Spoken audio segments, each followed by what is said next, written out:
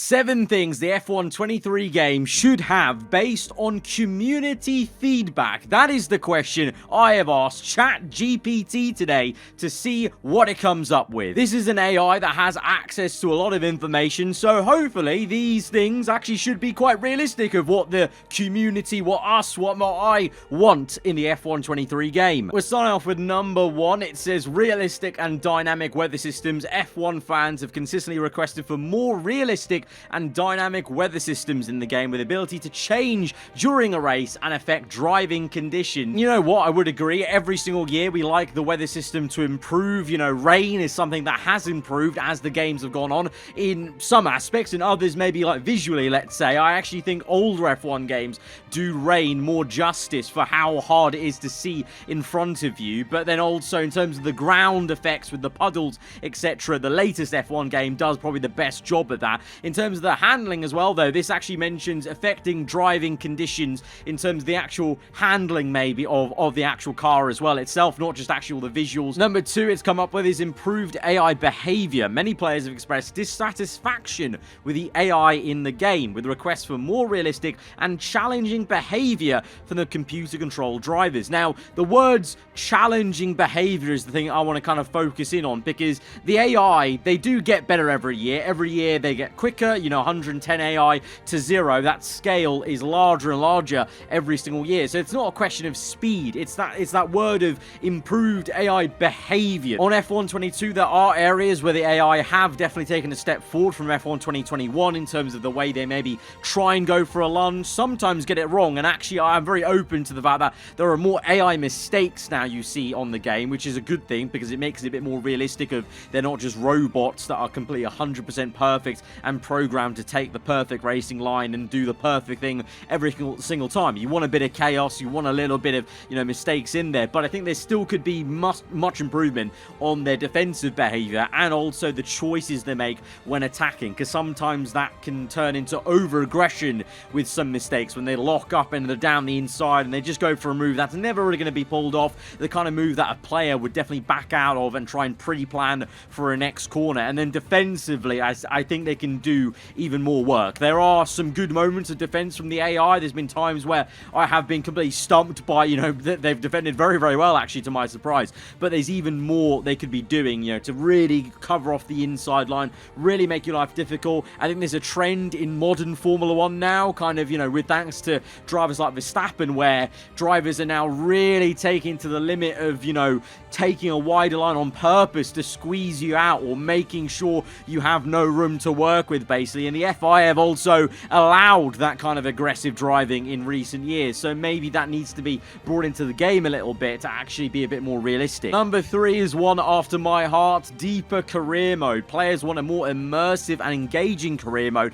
with the ability to make decisions off track and experience the up and downs of life as a Formula 1 driver. That is actually succinctly it. We need more immersion, we need more decisions to be making off circuit as well. You know, with My Team career mode, there's things you could be doing with the teammates, or an F1 academy maybe to be, you know, training up like F2 drivers, or even adding F3 to add that full ladder scale into the F1 game. There's been countless videos like this where we've done game ideas of talking about so many different things you could add to the career mode with R&D, different kind of things with that, with the UI, different menus, different options with the way you manage My Team career mode. And then obviously missing that element that we've kind of been deprived of a little bit is that immersion of living the F1 life as a driver. F1 life, the actual mode itself, was absolutely not what anyone wanted, and we've also lost, you know, vistas and cutscenes that we used to have in old F1 games. And actually, you know, referenced that in a previous video I did last year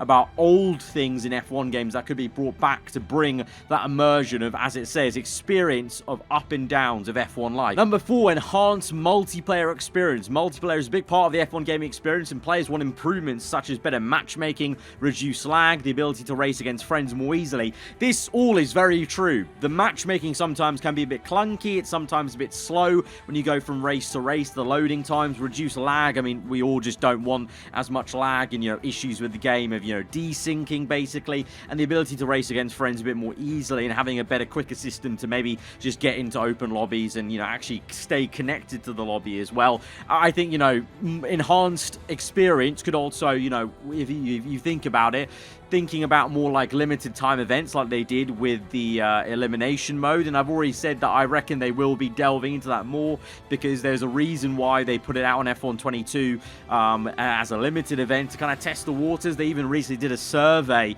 on social media about what we all thought of elimination mode, and hopefully you guys saw that on Twitter potentially and fill that in, because I think that'll be useful feedback for EA and Cody's. But yeah, all of that actually the ChatGPT's actually got quite right. Number 5, it's saying more detailed vehicle customization. So far, ChatGPT's been on the money. Players want greater control over the appearance and performance of their cars, including the ability to customize individual components and fine-tune settings. Now that is actually something even different, more different to what I've ever thought of or anyone's really said.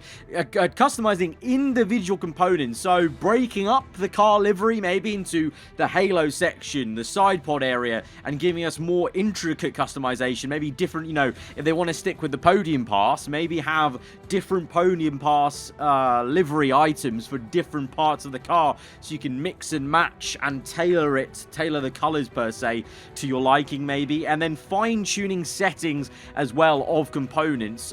So could that be even more into, you know, I'm thinking with my team, we've said already an idea is building your own engine, because Red Bull are making their own engine now in partnership with Ford in 2026, so allowing us to build our own engine. So riffing off what ChatGPT said, fine-tuning settings and individual components, maybe we can actually adjust the design of the engine. Like I'm thinking of like a Need for Speed style customization menu where you see the different parts of the engine and you can actually maybe change around the configuration. You know, do you go for the split turbo Mercedes approach? Do you want to put the radiators on the side and create like a bathtub side pod for the Ferrari car, for example? Like, you know, there's actually a lot of in-depth stuff that F1 could be doing and taking inspiration from other EA games like Need for Speed in terms of the great UI. I'm not talking about like the gameplay per se, but I'm talking about the UI and the graphics of the way you do customization in Need for Speed. I've said it before with like front wing cosmetic changes, rear wing and side pods. You know, they could be using a system that Need for Speed use, where you zoom into a part and then it kind of warps and you can change it and you have a few different, you know, presets to choose from. Yeah, that's a really good one from ChatGPT. That's got my imagination running wild for sure. Number 6 is expanded track list. The F1 calendar changes every year and fans have called for the game to keep up with new track additions and changes to existing circuits. That is a bullseye. Obviously, we've said we want updated circuits. A lot of the circuits are still very similar or the exact same, you know, 3D, model that we've had for many, many years. Newer tracks have newer technology added to them, so go back and actually alter the older circuits and then obviously keep up with any new tracks and have them in the game at launch. And I'm going to add to this, obviously, is we keep banging on about it, but having DLC tracks, I'm sure if there were actually, you know, very popular tracks available for purchase as DLC, kind of like you have with every other big sim racing game like iRacing or Assetto Corsa, etc., R-Factor, you know, I think people are willing to spend on tangible good additions to the game, not podium pass stuff, but tracks, like actual stuff that will actually bring you hours of extra gameplay and fun. And number 7, better replay and broadcast features. So this one's actually after a creator's heart, I guess, but also for those of you who like to watch back races, etc. The F1 games have long had replay and broadcast style features, but players have asked for more advanced tools, such as the ability to create custom camera angles and produce high quality highlights. Now this is also screaming big time, such a big aid for maybe F1 esports or F1 league racing in general, to produce high quality highlights to, you know, showcase esports and league racing more. But at the same time, for me as a creator of my team career mode as well, if there are more custom angles to do, or, you know, you want to zoom in on a shot and you want to use a custom dolly camera, maybe it'd be sick to show off these kind of things, and also do then edits from races, you know, trim down and make, you know, old school edits where there's some awesome camera angles and you're showcasing those overtakes. But also, yeah, I think more so that'll be even better for online play, to actually showcase live, maybe have live options again like they have in other sim racing games, where you have so much variety of what the broadcast can use for league racing, for esports stuff. But it would also play into my team, of course. Now those were the 7 things that initially ChatGPT came up with based on community feedback. Although although a lot of them are very, general, generic, broad ones that come up anyway every single year with the F1 game. So with ChatGPT, you can actually re-ask it a question and it will remember what it's already said. So it won't say the same thing. It'll actually start to learn a little bit from what the answer's given and if you liked it or not. So I went ahead and asked it for 7 further things the F1 23 game should have based on community feedback, but also that's different from what you've already said. And these things included virtual reality support. We already have VR now in the game. Improved tire management, fuel management. That's a little bit, unfortunately, kind of safeguarded by what actually happens in real life Formula 1. It's unfortunate that in real life the Pirelli tires aren't as interesting anymore, and therefore in the game, strategy was very much kind of killed on the F1 22 game. Pretty much every race ends up being a one-stop once you get to a certain point of upgrades, or if you really look at it in terms of esports level, technically a one-stop actually could be faster everywhere if you're able to protect the tires enough. Number 3, though, was interesting. Dynamic track degradation. Now, this got me thinking about Assetto Corsa, basically, because on Assetto Corsa you can set the track surface to old or dusty, or so maybe you could have like damaged surfaces, the older circuits have a bit of damage, or maybe if in real life it's been resurfaced, you can see that resurfacing in the game with fresh tarmac on the track surface. And if you compare the grip out of the corner to some of the older circuits that haven't been resurfaced, actually having that difference, and also if there's rain, actually having proper, degradation of, certain surfaces of the curbs. Right now, you have a little bit of aquaplaning in there, but when you actually drive over a puddle that you can visibly see, maybe actually having that be a big difference in the handling, like you maybe see it in Forza Motorsport with their puddle system. Number 4, more detailed driver customizations. Nothing that we haven't said before in terms of ability to customize the helmet, race suits, and gloves, but obviously this being a very simplified version, but we've said it a million times, of actually having the ability to create shapes and actually do more than just a podium pass. Number 5 was interesting. Advanced safety car and virtual safety car rules to reflect real-life regs and more detail in the system. So one big one for me is having the lapped cars unlap themselves, having that actual thing that happens in real life. It takes more laps away from the race, which is realistic. So, there's been scenarios sometimes in my team career modes where, there's actually way more laps left in the race than there usually would be if it was a real life incident, because it would take so much longer to get lap cars out of the way, etc, etc. Number 6, live timing and strategy tools. During a race, teams use variation of tools to monitor performance, make decisions. Players have asked for similar tools. So this is kind of almost like what you can do on PC with telemetry kind of mods and telemetry plugins.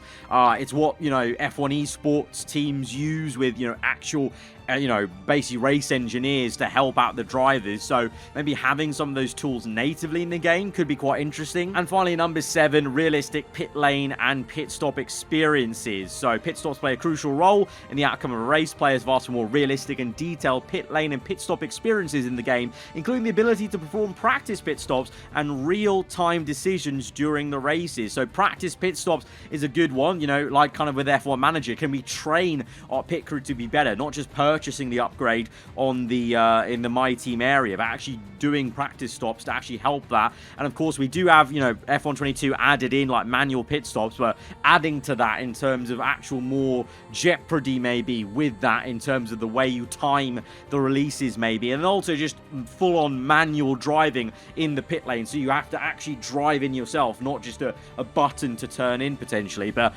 those were 7 further things that I wanted just to art and include in this video, since I do know that sometimes, well, those first 7 with ChatGPT, it can be a bit vague and simplistic, so I wanted to see what it gave us after learning from what it had just said. But generally speaking, I think this AI really actually nailed what a lot of the community, what us say. I mean, it may have been a bit more vague and less specific than I've done personally in videos before, but I think it shows actually that because this AI looks through everything and then cobbles it together, so it's looking at so many different bits of info and coming to these conclusions. So it kind of almost means that these are definitively like big things that constantly constantly need to be looked at the F1 game to try and improve it, basically. Obviously, at the moment, F1 23, the game cycle, it's well underway in development, so maybe big changes can't be made, but it's good to put these out there for future F1 games as well. But guys, as ever, let me know in the comments below, do you agree with these? Do you disagree with some or don't think they're that important?